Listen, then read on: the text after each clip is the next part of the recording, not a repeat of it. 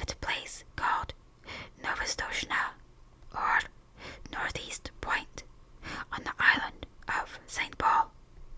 Away and away in the Bering Sea, Nimmerchen, the winter wren, told me the tale when he was blown on to the rigging of a steamer going to Japan, and I took him down into my cabin and warmed and fed him for a couple of days till he was fit to fly back to St. Paul's again. Nimmerchen is a very odd little bird, but he knows how to tell the truth. Nobody comes to Nova Scotia except on business, and the only people who have regular business there are the seals. They come in the summer months by hundreds and hundreds of thousands out of the cold, grey sea, for Nova Scotia Beach has the finest accommodation for seals of any place in all the world. Sea Catch knew that, and every spring would swim from whatever place he happened to be in, would swim like a torpedo boat straight for Nova Scotia, and spend a month fighting with his companions for a good place on the rocks, as close to the sea as possible. Sea Catch was 15 years old, a huge, grey fur seal with almost a mane on his shoulders and long, wicked dog teeth. When he heaved himself up on his front flippers, he stood more than 4 feet clear of the ground, and his weight, if anyone had been bold enough to weigh him, was nearly 700 pounds. He was scarred all over with the marks of savage fights, but he was always ready for just one fight more. He would put his head on one side, as though he were afraid to look his enemy in the face. Then he would shoot it out like lightning, and when the big teeth were firmly fixed on the other seal's neck, the other seal might get away if he could, but Sea Catch would not help him. Yet Sea Catch never chased a beaten seal, for that was against the rules of the beach. He only wanted room by the sea for his nursery, but as there were 40 or 50,000 other seals hunting for the same thing each spring, the whistling, bellowing, roaring, and blowing on the beach was something frightful. From a little hill called Hutchinson's Hill, you could look over 3.5 miles of ground covered with fighting seals, and the surf was dotted all over with the heads of seals hurrying to land to begin their share of the fighting. They fought in the breakers, they fought in the sand, and they fought on the smooth-worn basalt rocks of the nurseries, for they were just as stupid and unaccommodating as men. Their wives never came to the island till late in May or early in June, for they did not care to be torn to pieces, and the young 2, 3, and 4-year-old seals who had not begun housekeeping went inland about half a mile through the ranks of the fighters and played about on the sand dunes in droves and legions, and rubbed off every single green thing that grew. They were called the Holostchiki, the bachelors, and there were perhaps 200,000 or 300,000 of them in Nova Scotia alone. Sea Catch had just finished his 45th fight one spring when Matka, his soft, sleek, gentle-eyed wife, came up out of the sea, and he caught her by the scruff of the neck and dumped her down on his reservation, saying gruffly, late as usual, "Where have you been?" It was not the fashion for Sea Catch to eat anything during the 4 months he stayed on the beaches, and so his temper was generally bad. Matka knew better than to answer back. She looked round and cooed. "How thoughtful of you. You've taken the old place again." "I should think I had," said Sea Catch. "Look at me." He was scratched and bleeding in 20 places. One eye was almost blind, and his sides were torn to ribbons. "Oh, you men, Matka said, fanning herself with her hind flipper. "Why can't you be sensible and settle your places quietly? You look as though you had been fighting with the killer whale." "I haven't been doing anything but fighting since the middle of May. The beach is disgracefully crowded this season. I've met at least 100 seals from Lucannon Beach, house hunting. Why can't people stay where they belong?" "I've often thought we should be much happier if we hauled out at Otter Island instead of this crowded place," said Matka. "Bah, only the Holoshiki go to Otter Island. If we went there, they would say we were afraid.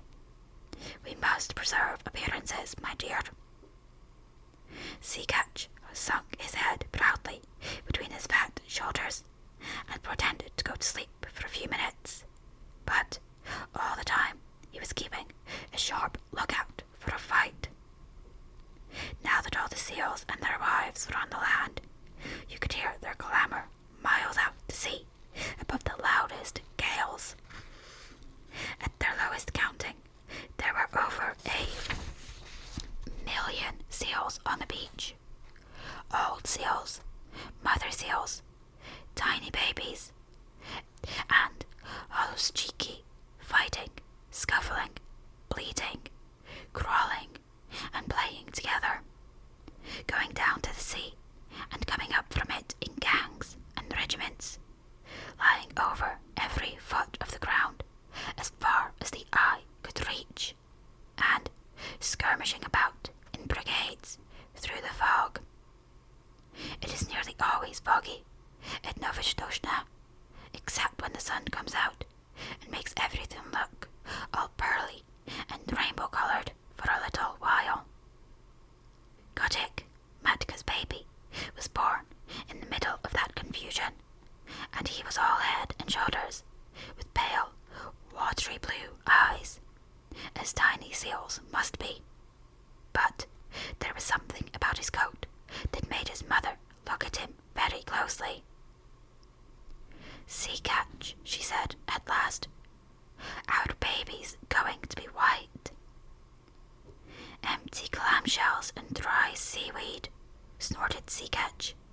"There never has been such a thing in the world as a white seal." "I can't help that," said Matka. "There's going to be now." And she sang the low, crooning seal song that all the mother seals sing to their babies. "You mustn't swim till you're 6 weeks old, or your head will be sunk by your heels, and summer gales and killer whales are bad for baby seals." "Are bad for baby seals, dear Rat, as bad can be. But splash and grow strong, and you can't be wrong, child of the open sea." Of course the little fellow did not understand the words at first. He paddled and scrambled about by his mother's side, and learned to scuffle out of the way when his father was fighting with another seal, and the two rolled and roared up and down the slippery rocks. Matka used to go to sea to get things to eat, and the baby was fed only once in 2 days. But then he ate all he could and throve upon it. The first thing he did was to crawl inland, and there he met tens of thousands of babies of his own age, and they played together like puppies, went to sea on the clean sand, old people in the nurseries took no notice of them, and the Holsteiki kept to their own grounds, so the baby had a beautiful playtime. When Matka came back from her deep-sea fishing, she would go straight to the playground and call as a sheep calls for a lamb, and wait until she heard Kotick bleat. Then she would take the straightest of straight lines in his direction, striking out with her 4 flippers, and knocking the youngsters head over heels, right and left. There was always a few hundred mothers hunting for their children through the playgrounds, and the babies were kept lively. But, as Matka told Kotick, so long as you don't lie in muddy water and get mange, or rub the hard sand into a cut or scratch, and so long as you never go swimming when there is a heavy sea, nothing will hurt you here.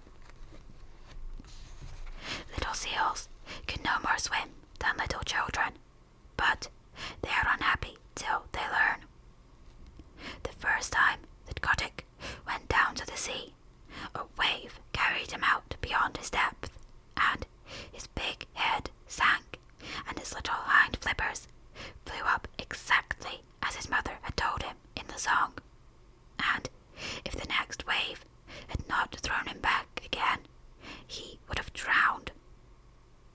After that, he learned to lie in a beach pool, and let the wash of the waves just cover him and lift him up while he paddled. But he always kept his eye open for big waves that might hurt.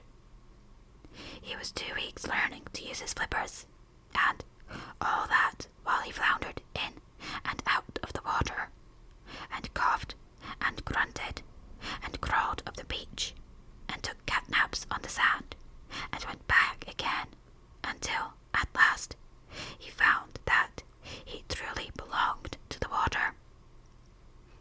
Then you can imagine the times that he had with his companions, ducking under the rollers, or coming in on top of a comber, and landing with a swash and a splutter as the big wave went whirling far up the beach, or standing up on his tail and scratching his head as the old people did, or playing "I'm the King of the Castle" on slippery, weedy rocks that just stuck out of the wash. Now and then you would see a thin fin, like a big shark's fin, drifting along close to shore, and he knew that that was the killer whale, the grampus, who eats young seals when he can get them. And Kotick would head for the beach like an arrow, and the fin would jig off slowly, as if it were looking for nothing at all.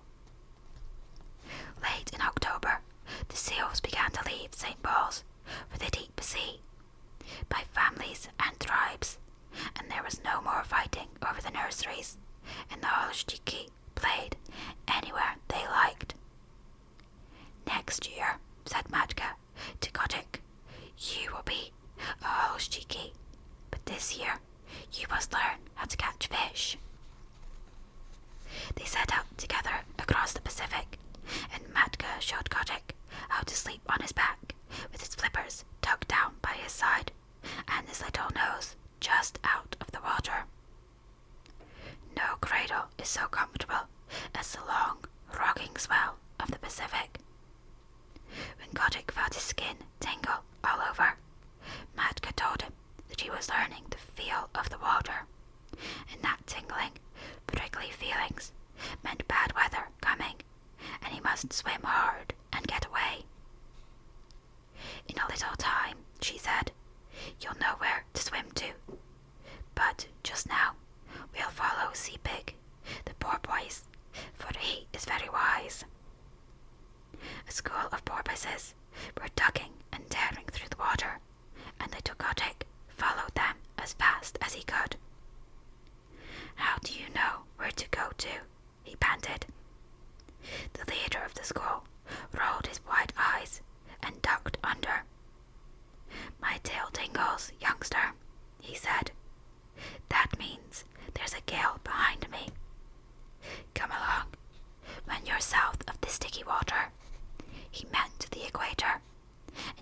Tingles.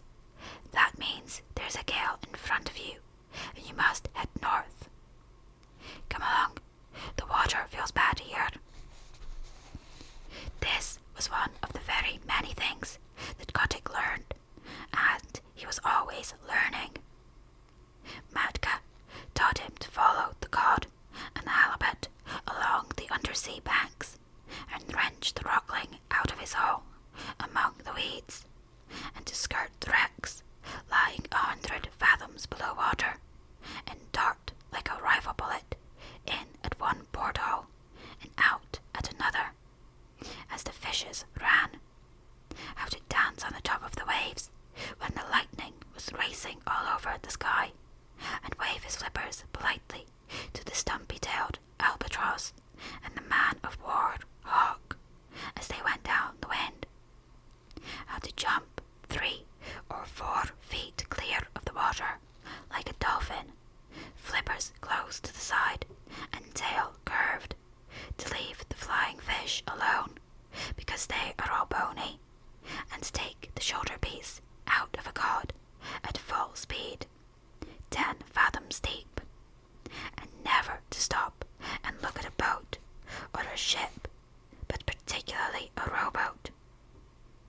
At the end of 6 months, what Kotick did not know about deep sea fishing was not worth the knowing, and all that time he never set flipper on dry ground. One day, however, as he was lying half asleep in the warm water somewhere off the island of Juan Fernandez, he felt faint and lazy all over, just as human people do when the spring is in their legs, and he remembered the good, firm beaches of Nova Scotia, 7,000 miles away, the games his companion played, the smell of the seaweed, the seal roaring, and the fighting. That very minute he turned north, swimming steadily, and, as he went on, he met scores of his mates, all bound for the same place, and they said, "Greeting, Kotick. This year we are all Holoschicky, and we can dance the fire dance in the breakers of Lukannon, and play on new ground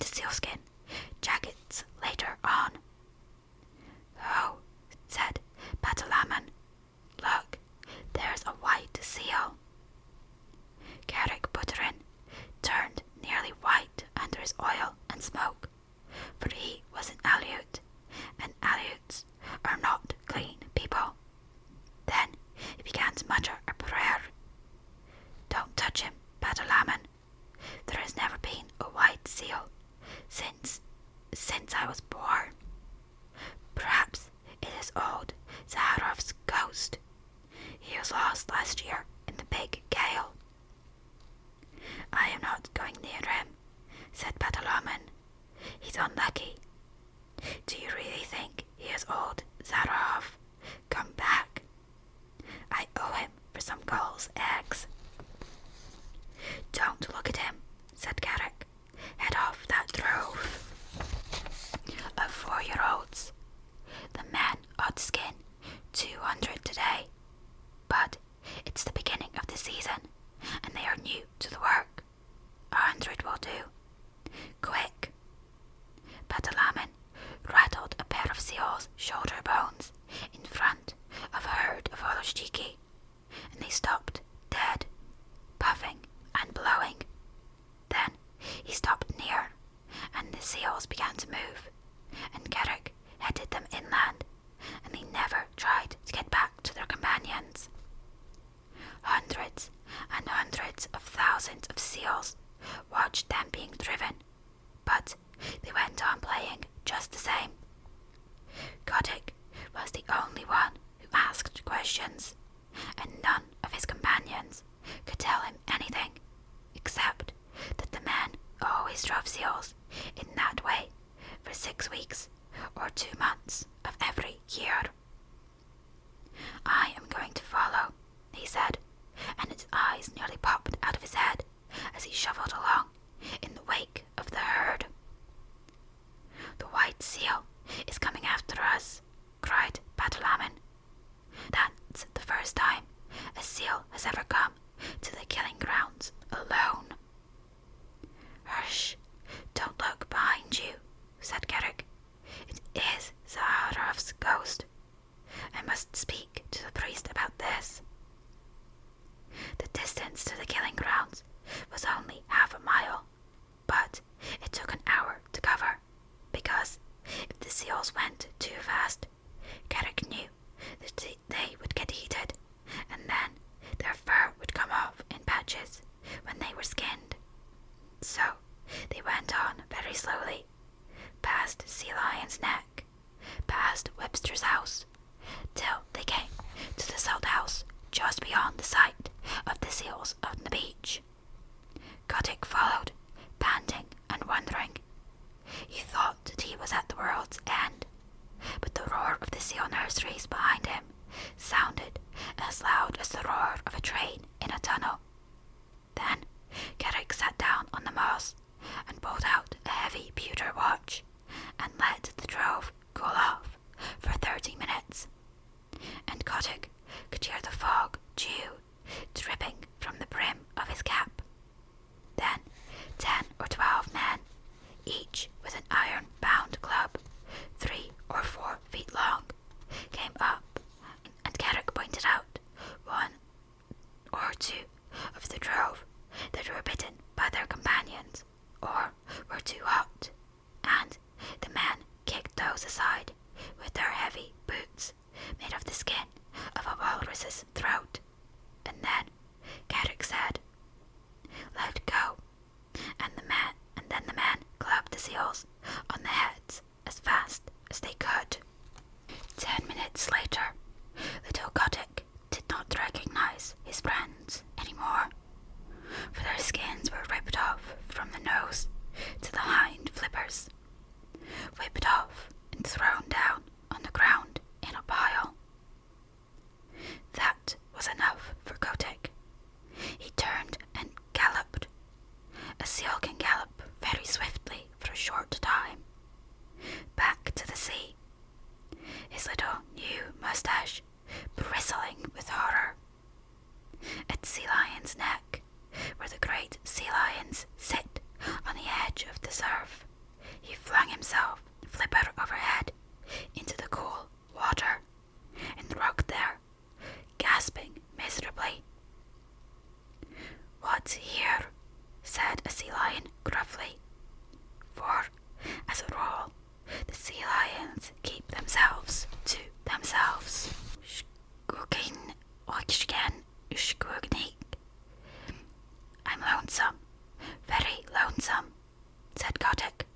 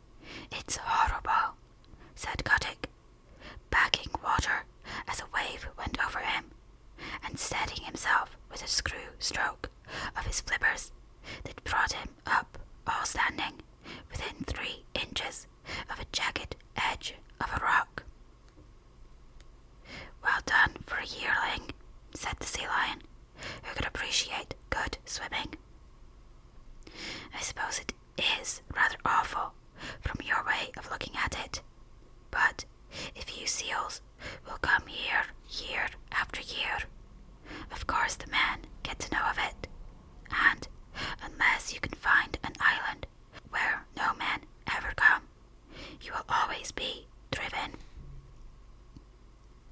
Isn't there any such island? Began Kotick. I followed the Baltus, the halibut, for 20 years, and I can't say I've found it yet. But, look here, you seem to have a fondness for talking to your betters. Suppose you go to Walrus Islet and talk to Seavitch. He may know something. Don't flounce off like that. It's a 6-mile swim, and if I were you, I should haul out and take a nap first, little one. Kotick thought that was good advice, so he swam round to his own beach, hauled out, and slept for half an hour, twitching all over, as seals will. Then he headed straight for Walrus Islet, a little low sheet of rocky island, almost due north-east from Nova Scotia, all ledges of rocks and gulls' nests, where the walrus herded by themselves. He landed close to old Seavitch, the big, ugly, bloated, pimpled, fat-necked, long-tusked walrus of the North Pacific, who has no manners except when he is asleep, as he was then, with his hind flippers half in and half out of the surf. Wake up, barked Kotick, for the gulls were making a great noise. Oh, humph, what's that? Said Seavitch, and he struck the next walrus a blow with his tusks and waked him up, and the next struck the next, and so on, till they were all awake and staring in every direction but the right one. Hi, it's me, said Kotick, bobbing in the surf and looking like a little white slug. Well, may I be skinned, said Seavitch, and they all looked at Kotick, as you can fancy a club full of drowsy old gentlemen would look at a little boy. Kotick did not care to hear any more about skinning just then. He had seen enough of it, so he called out, Isn't there any place for seals to go where men don't ever come? Go and find out, said Seavitch, shutting his eyes. Run away. We're busy here. Kotick made his dolphin jump in the air and shouted as loud as he could, Clam eater! Clam eater! He knew that. Seavitch never caught a fish in his life, but always rooted for clams and seaweeds, though he pretended to be a very terrible person. Naturally, the chickies and the guvarushkis and the epatics and the epatkas, the burgomaster gulls and the kittiwakes and the puffins, who were always looking for a chance to be rude, took up the cry, and, so Limmershin told me, for nearly 5 minutes you could not have heard a gun fired on Walrus Islet. All the population was yelling and screaming, Clam eater, Starik, old man, while Seavitch rolled from side to side, grunting and coughing. Now will you tell, said Kotick, all out of breath. Go and ask Sea Cow, said Seavitch. If he is living still, he'll be able to tell you. How shall I know Sea Cow when I meet him, said Kotick, sheering off. He is the only thing in the sea uglier than Seavitch, screamed a burgomaster gull, wheeling under Seavitch's nose. Uglier and with worse manners, Starik. Kotick swam back to Nova Scotia, leaving the gulls to scream. There he found that no one sympathised with him in his little attempts to discover a quiet place for the seals. They told him that men had always driven the holshkiki. It was part of the day's work, and that if he did not like to see ugly things, he should not have gone to the killing grounds. But none of the other seals had seen the killing, and that made the difference between him and his friends. Besides, Kotick was a white seal. "What you must do," said old Sea Catch, after he had heard his son's adventures, "is to grow up and be a big seal like your father, and have a nursery on the beach, and then they will leave you alone. In another 5 years, you ought to be able to fight for yourself." Even gentle Metka, his mother, said, "You will never be able to stop the killing. Go and play in the sea, Kotick." And Kotick went off and danced the fire dance with a very heavy little heart. That autumn he left the beach as soon as he could, and set off alone because of a notion in his bullet head. He was going to find Sea Cow, if there was such a person in the sea, and he was going to find a quiet island with good, firm beaches for seals to live on, where men could not get at them. So he explored and explored by himself from the North to the South Pacific, swimming as much as 300 miles in a day and a night. He met with more adventures than can be told, and narrowly escaped being caught by the basking shark and the spotted shark and the hammerhead, and he met all the untrustworthy ruffians that loaf up and down the seas, and the heavy, polite fish, and the scarlet-spotted scallops that are moored in one place for hundreds of years, and grow very proud of it. But he never met Sea Cow, and he never found an island that he could fancy.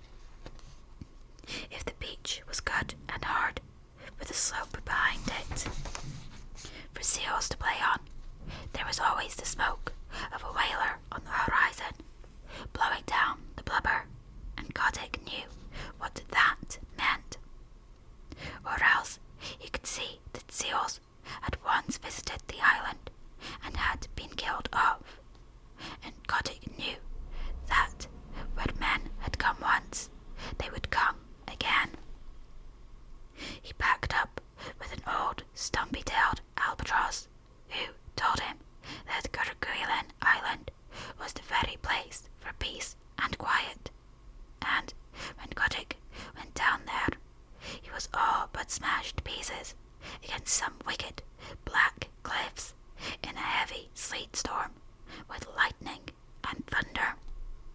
Yet, as he pulled out against the gale, he could see that even there had once been a seal nursery, and so it was in all the other islands that he visited. Limmershin gave a long list of them, for he said that Kotick spent 5 sea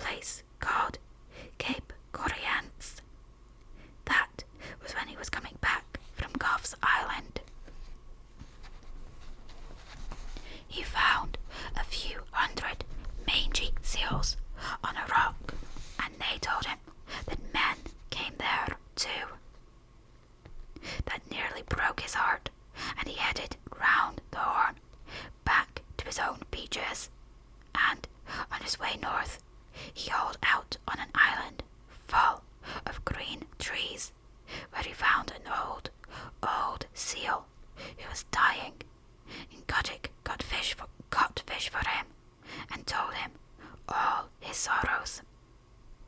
"Now," said Kotick, "I am going back to Novastoshnah, and if I am driven to the killing pens with the Holoshtiki, I shall not care." The old seal said, "Try once more. I am the last of the lost Rukri of Massafuria, and in the days when men killed us by the 100,000s, there was a story on the beaches that some day a white seal would come out of the north and lead the seal people to a quiet place. I am old, and I shall never live to see that day, but others will. Try once more." And Kotick curled up his moustache, it was a beauty, and said, "I am the only white seal that has ever been born on the beaches, and I am the only seal, black or white, who ever thought of looking for new islands." That cheered him immensely, and when he came back to Novastoshnah that summer, Matka, his mother, begged him to marry and settle down, for he was no longer a Holoshtiki, but a full-grown sea catch with a curly white mane on his shoulders, as heavy, as big, and as fierce as his father. "Give me another season," he said. "Remember, Mother, it is always the 7th wave that goes farthest up the beach." Curiously enough, there was another seal who thought that she would put off marrying till the next year, and Kotick danced the fire dance with her all down Laconin Beach the night before he set off on his last exploration.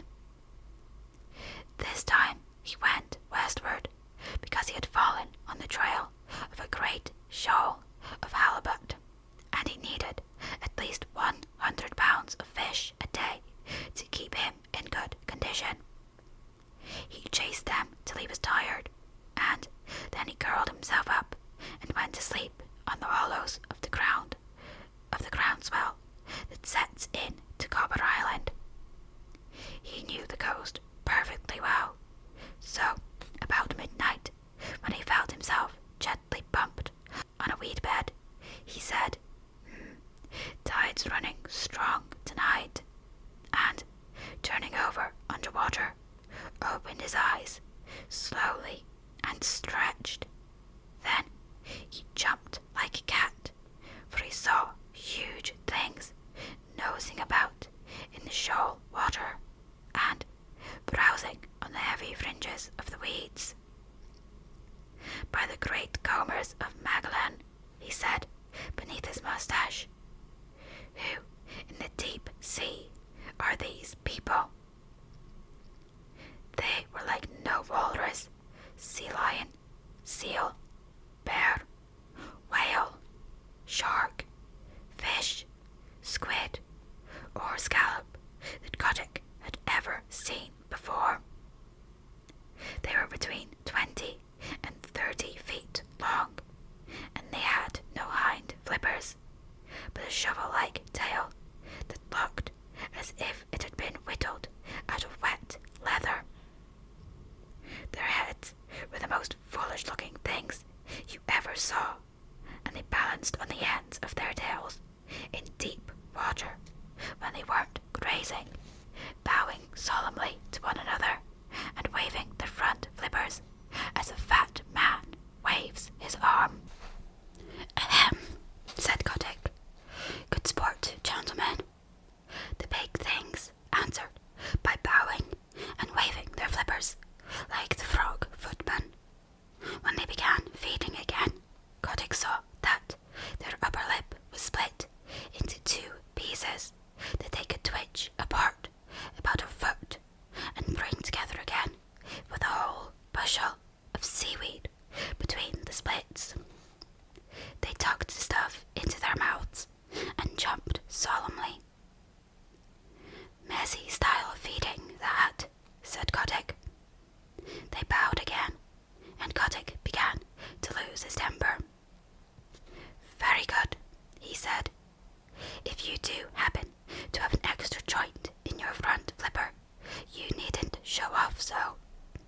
I see you bow gracefully, but I should like to know your names." The split lips moved and twitched, and the glassy green eyes stared, but they did not speak. "Well," said Kotick, "you're the only people I've ever met uglier than the sea fitch, and with worse manners."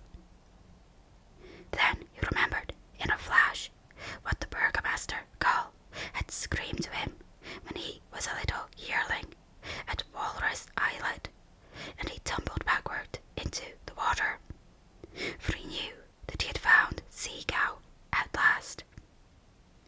The sea cows went on slopping and grazing and jumping in the weed, and Kotick asked them questions in every language that he had picked up in his travels.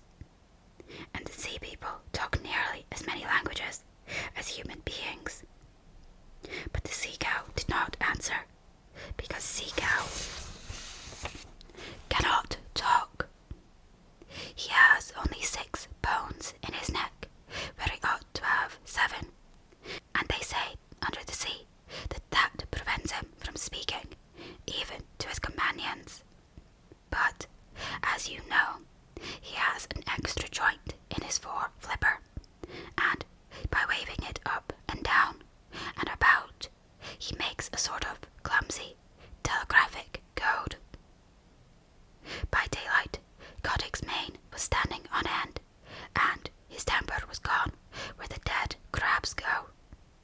Then the sea cow began to travel northward very slowly, stopping to hold absurd bowing councils from time to time, and Kotick followed them, saying to himself, "People who are such idiots as these are would have been killed long ago if they hadn't found out some safe island. And what is good enough for the sea cow is good enough for the sea catch, all the same. All the same, I wish they'd hurry." It was weary work for Kotick. The herd never went more than 40 or 50 miles a day, and stopped to feed at night, and kept close to the shore all the time, while Kotick swam round them, and over them, and under them, but he could not hurry them on 1/2 mile. As they went farther north, they held a bowing council every few hours, and Kotick nearly bit off his moustache with impatience, till he saw that they were following up a warm current of water, and then he respected them more. One night they sank through the shiny water, sank like stones, and, for the first time since he had known them, began to swim quickly. Kotick followed, and the pace astonished him, for he never dreamed that Sea Cow was anything of a swimmer. They headed for a cliff by the shore, a cliff that ran down into deep water and plunged into a dark hole at the foot of it, 20 fathoms under the sea. It was a long, long swim, and Kotick badly wanted fresh air before he was out of the dark tunnel that they led him through. "My wig," he said when he rose, gasping and puffing into open water at the farther end. It was a long dive, but it was worth it. The sea cows had separated, and were browsing lazily along the edges of the finest beaches that Kotick had ever seen. There were long stretches of smooth, worn rock running for miles, exactly fitted to make seal nurseries, and there were playgrounds of hard sand sloping inland behind them, and there were rollers for seals to dance in, and long grass to roll in, and sand dunes to climb up and down, and, best of all, Kotick knew by the feel of the water, which never deceives a true sea catch, that no men had ever come there.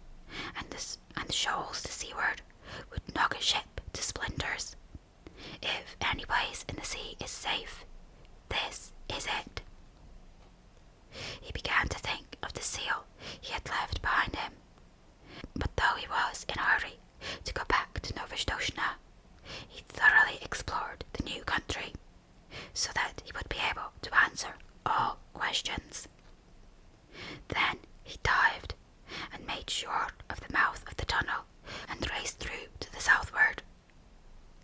No one but a sea cow or a seal would have dreamed of there being such a place, and when he looked back at the cliffs, even Kotick could hardly believe that he had been under them.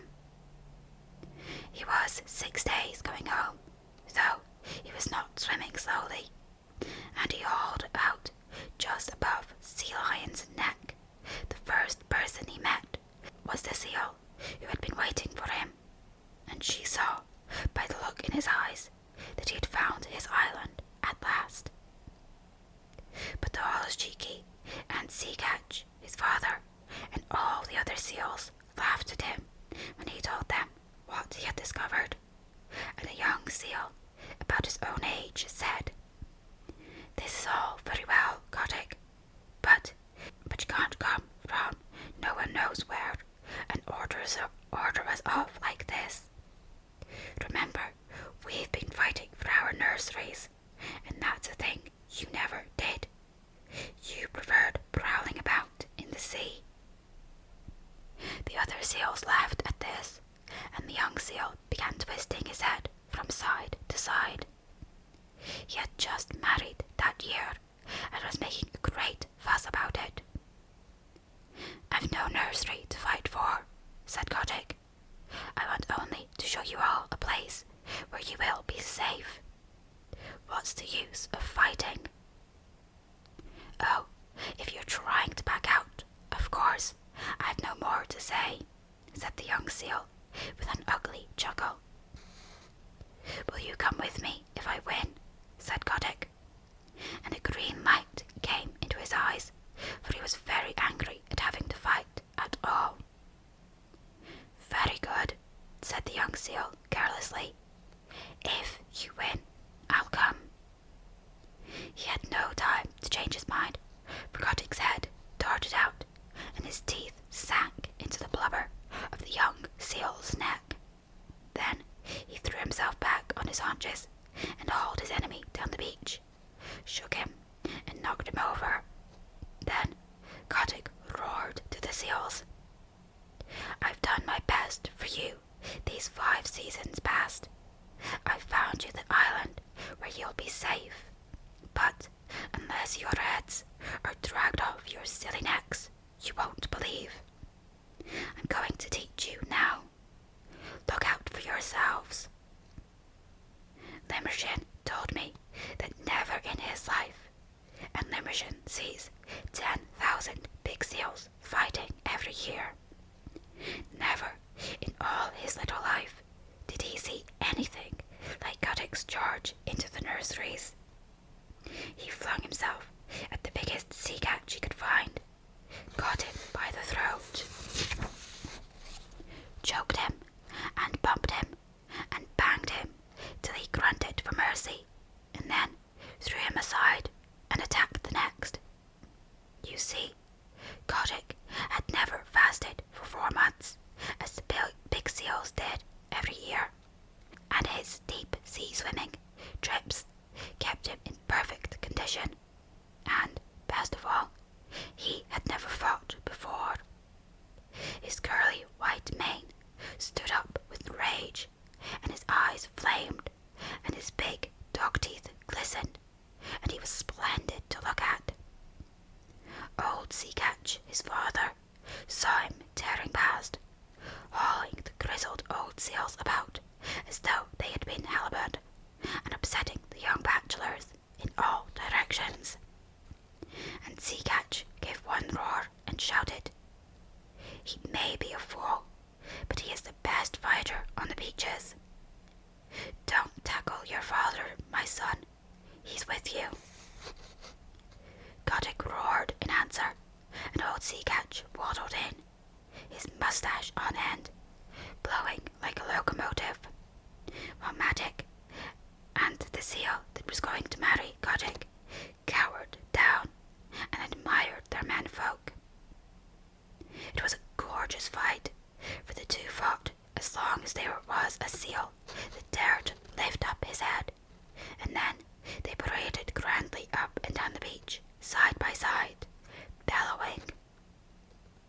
At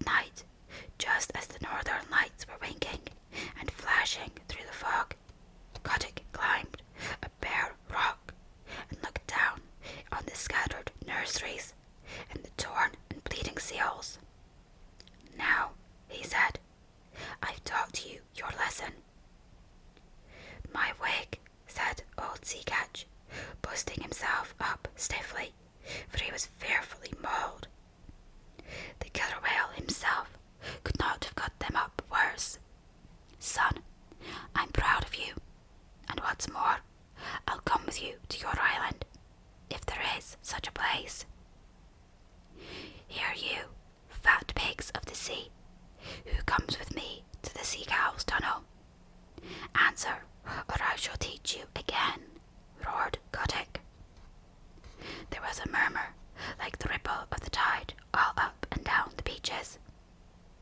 "We will come," said thousands of tired voices. "We will follow Kotick, the white seal." Then Kotick dropped his head between his shoulders and shut his eyes proudly. He was not a white seal any more, but red from head to tail. All the same, he would have scorned to look at or touch one of his wounds. A week later, he and his army, nearly 10,000 hollows-cheeky and old seals, went away north to the sea cow's tunnel, Kotick leading them, and the seals that stayed at Novastoshnah called them idiots. But next spring, when they all met off the fishing banks of the Pacific, Kotick's seals told such tales of the new beaches beyond Sea Cow's tunnel that more and more seals left Novastoshnah. Of course, it was not all done at once, for the seals need a long time to turn things over in their minds.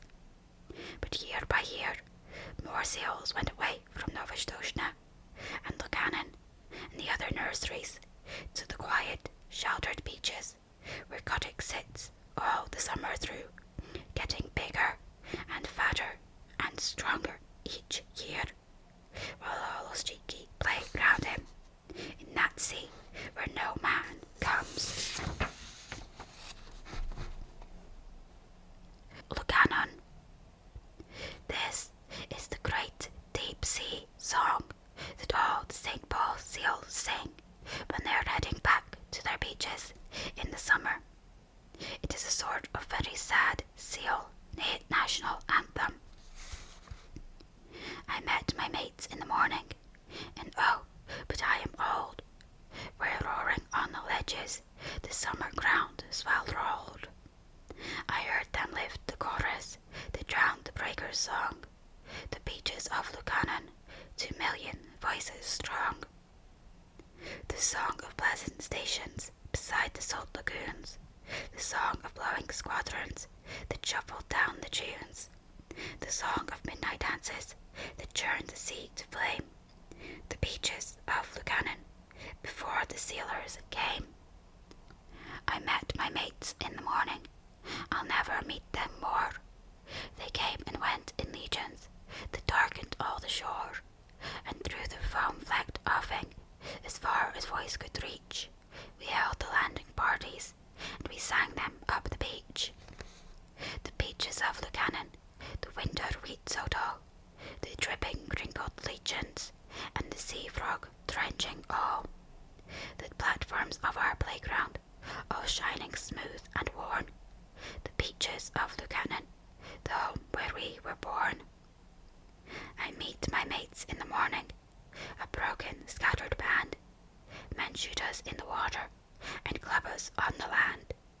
Men drive us to the salt house, like silly sheep and tame, and still we sing Lukannon before the sealers came.